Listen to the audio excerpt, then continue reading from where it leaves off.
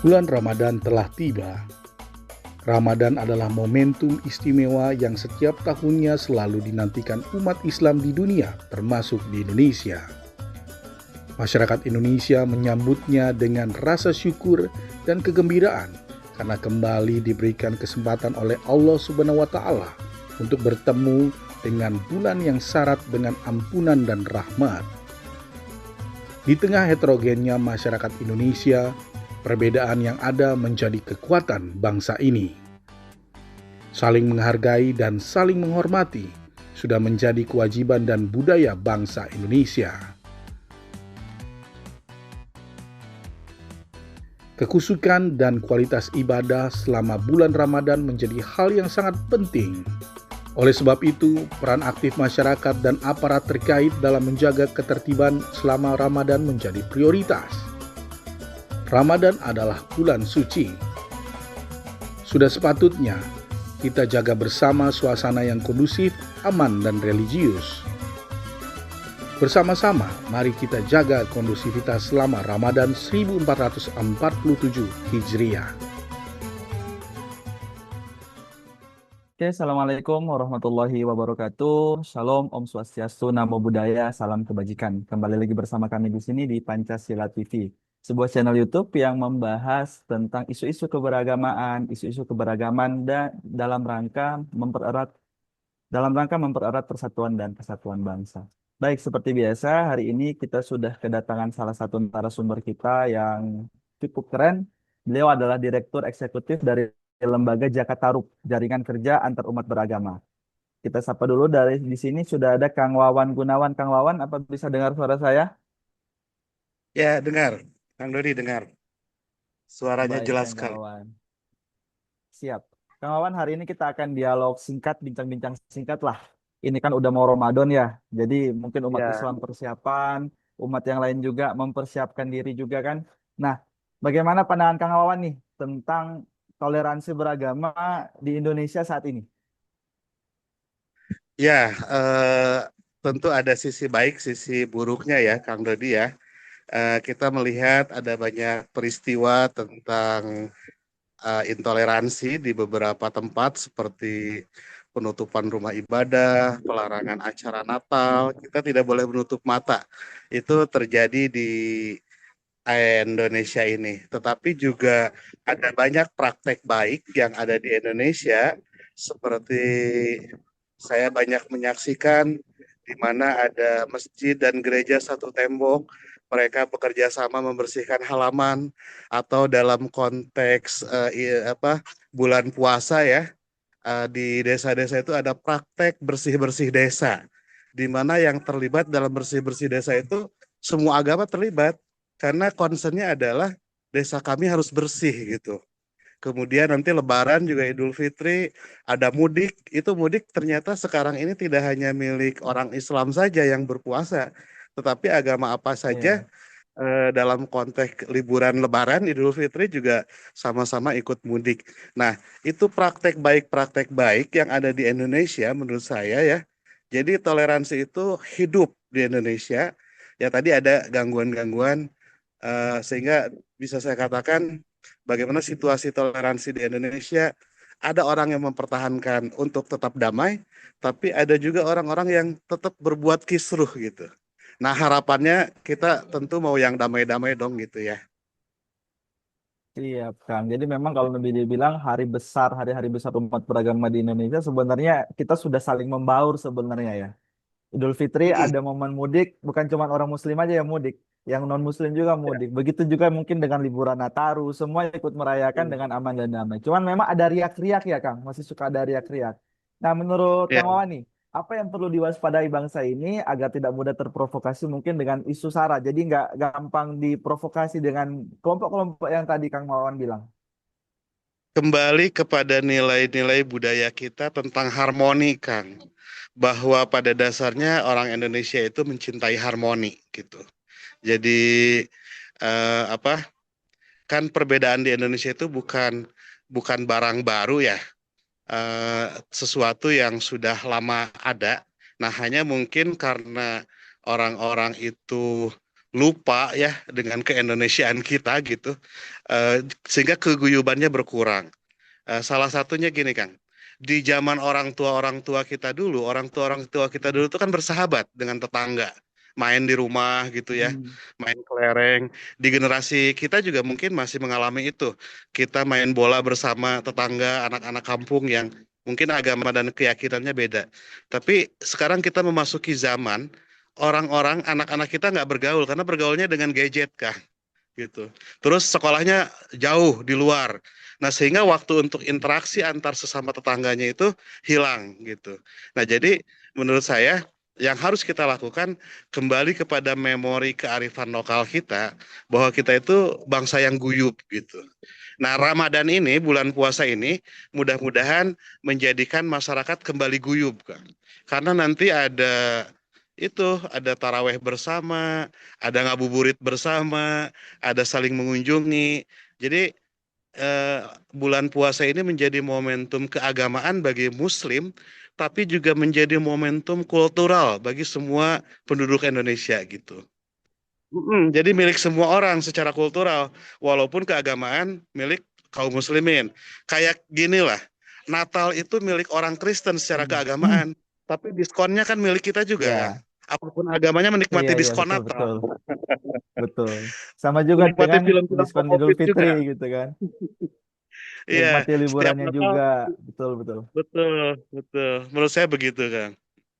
Jadi kalau nah tadi Kang Wawan sempat cerita soal interaksi sosial yang mungkin mulai berkurang sehingga bisa berpotensi bahasanya apa ya? Potensi mengurangi apa tadi sikap guyup yang kemudian malah Iya. akan menimbulkan mungkin percikan-percikan SARA. Hmm. Nah, menurut Kang Wawan untuk menindaklanjuti ataupun untuk memitigasi hal-hal seperti itu gimana, Kang? Kita apa Kang hadirkan kembali momen-momen perjumpaan antar anggota masyarakat, Kang. Kayak misalnya ronda ya. Kan dengan ronda itu sebetulnya selain kampung keamanan keamanan kampung kita terjaga, tapi saat ronda itu kan kita dengan tetangga semakin akrab. Apa ya terus sering dulu tuh istilahnya apa ya Kang, yang makan bersama itu orang-orang kan beda Apa istilahnya orang tuh Sunda bilang ngaliwet, ada yang apa tuh ngaliwet. ngaliwat bareng. Iya, menurut saya itu Heeh. kan hal-hal kultural yang menurut saya harus dikembalikan lagi ya. Jadi itu itu namanya resiliensi sosial, daya tahan sosial kita gitu.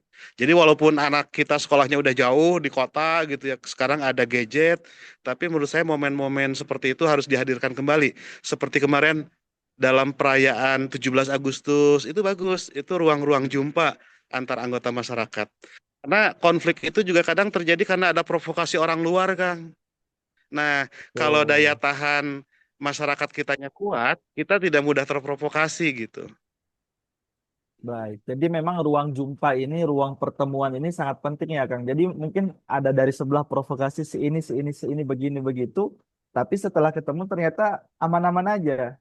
Jadi memang untuk mempertahankan Iya, apa ya? Jadi untuk menghindari percikan-percikan isu sara yang kemudian melebar dari kurangnya perjumpaan sosial. Jadi ruang-ruang perjumpaan ini perlu ditingkatkan lagi, Kang ya.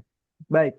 iya betul, Nah, ini betul. Ramadan tinggal menghitung hari, Kang. Nah, menurut Hmm. Akang nih, apa yang harus harus dilakukan masyarakat, masyarakat Indonesia lah secara umumnya agar dapat menjaga kondusivitas Ramadan.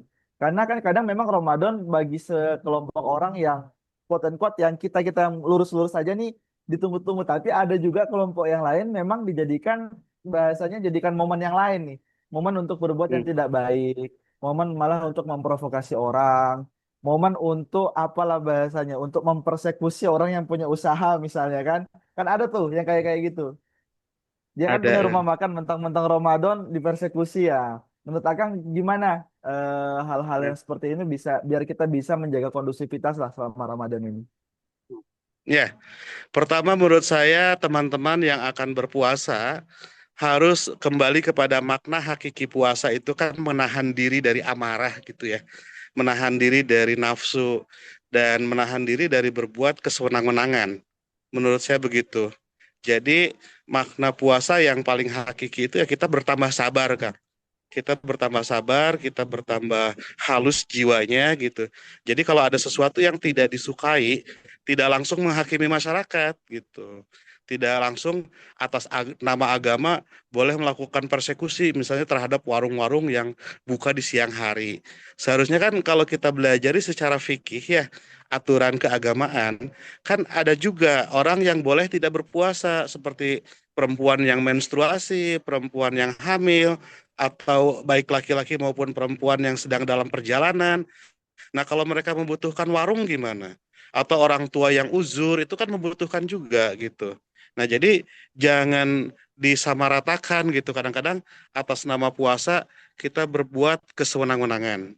Nah, orang yang tidak berpuasa juga mungkin ya, karena di Indonesia situasinya begitu, mudah tersulut, jadi juga menahan diri untuk tidak terbuka gitu, tidak mengundang orang-orang yang seperti itu gitu, Kang. Menurut saya gitu. Itu dalam konteks menjaga kondusivitas sosial, Kang. Tapi menurut saya ada juga yang lebih relevan, bagaimana kita menjaga kondusivitas dari perubahan iklim. Jangan sampai puasa itu memperbanyak sampah, Kang. Memperbanyak makanan Oke. sisa. Puasa yang Ya, harusnya mengendalikan diri dari makanan, ini pas mau buka semua dibeli gitu. Dari mulai iya, balas cendol, mulai dendam. kolak, mulai gorengan. Nah, kan sebetulnya puasa bukan hanya memindahkan makan. Ini memindahkan makan dengan porsi yang lebih tinggi, sehingga produksi sampah, produksi sisa makanan semakin banyak. Nah, ini juga menurut saya lepas dari makna puasa itu sendiri gitu. Jadi di momen puasa ini kita harus menjaga kondusivitas sosial dengan masing-masing bisa menahan diri ya. Dan puasa juga harus menjaga kondusivitas alam semesta. Jangan sampai dengan adanya puasa bertambah rusak. Jadi saya ingin mengajak kepada teman-teman, hayu kita galakan Green Ramadan. Ramadan yang ramah lingkungan, Kang.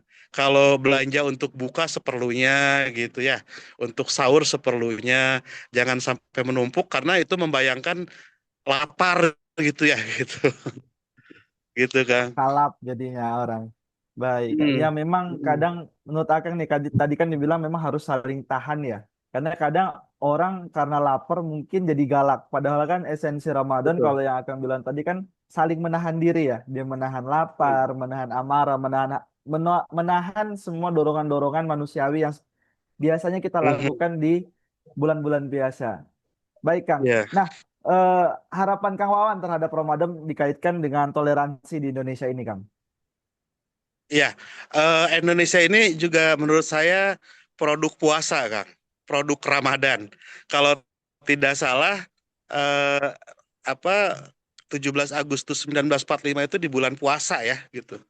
Kalau nggak salah. Dan Hmm. kita membentuk negara kesatuan Republik Indonesia yang berlandaskan Pancasila itu juga hasil puasa, Kang. Puasa dari keinginan. Keinginan apa? Orang Islam saat itu ada tuntutan politik kita ingin jadi negara Islam, tapi menahan diri karena Betul, kita punya saudara yang Kristen. Nah, orang Kristen juga bisa jadi ya waktu itu ada wacana Indonesia Timur mau berpisah, mau jadi negara Kristen, tapi menahan diri juga. Dan Indonesia betul, ini yang terdiri dari banyak agama, semua tokoh agamanya berpuasa dalam pengertian menahan diri untuk tidak egois, merubah Indonesia menjadi negara agama, tapi menjadi negara Pancasila. Nah, saya membayangkan Indonesia ini hasil dari puasa politik para pendiri bangsa. Jadi menurut saya puasa ini harusnya menjadi bulan kerukunan, bulan kemerdekaan, bulan kebersamaan di mana para founding parent bangsa ini sudah membangun Indonesia dari perspektif puasa dalam pengertian menahan diri. Itu harapan yang pertama. Harapan yang kedua, saya ingin tadi Kang mengajak puasa ini juga bukan hanya momen damai untuk diri sendiri ya. Karena kan orang puasa harus damai untuk dirinya sendiri, Kang. Itu harus terimplementasikan, puasanya juga membawa damai untuk orang yang ada di sekelilingnya. Puasa ya jangan marah-marah, puasa jangan jadi bertambah galak. Nah, yang ketiga, puasa jadi momen untuk berdamai dengan alam sekitar. Jadi jangan sampai tadi menumpuk sampah, kemudian tidak memanfaatkan waktu gitu. Jadi ayo kita sama-sama di bulan puasa ini membangun kesadaran bumi ini sudah terlalu panas, bumi ini sudah mulai rusak akibat sampah yang terlalu banyak. Nah, di bulan puasa ini waktunya kita untuk menahan diri. Harusnya saat tidak berpuasa kita banyak makan, saat berpuasa kita mengurangi sedikit makan. Tapi faktanya kan sampah suka bertambah ya di bulan puasa gitu kan. Itu harapan saya tiga itu, Kang. Iya, Kang. Nah, mungkin satu lagi, Kang, terkait dengan kondisivitas di Ramadan ini, mungkin dikaitkan dengan isu toleransi Indonesia. Pesan untuk anak-anak muda nih, Kang. Karena kebanyakan kan ini sekarang isinya di media sosial, isi yang kemudian di masyarakat juga sekarang itu didominasi oleh usia-usia muda, usia-usia produktif. Mungkin Kang Wawan punya pesan-pesan khusus untuk para anak muda di luar sana. Ya, anak muda kita itu keren-keren, Kang. Bisa menggiring opini di media sosial. Kalau generasi saya kan pendatang di media sosial itu. Kalau anak-anak Gen Strawberry itu begitu lahir sudah punya gadget gitu. Nah, bangun bangun percakapan-percakapan yang membuat hidup lebih indah. Bangun percakapan-percakapan di media sosial yang membuat hidup kita semakin damai. Jadi jangan membangun narasi kata-kata bahasa yang tidak baik ya, karena dalam bahasa itu terdapat cara berpikir. Orang yang berbahasa dengan baik menurut saya dia memang cara berpikirnya baik gitu ya. Ini bukan bukan ada istilah kasar atau halus, tapi baik atau tidak baik. Karena kasar atau halus itu tergantung perspektif gitu. Nah, jadi menurut saya media sosial itu kan tempatnya orang-orang membangun narasi, membangun wacana gitu, melalui kata-kata.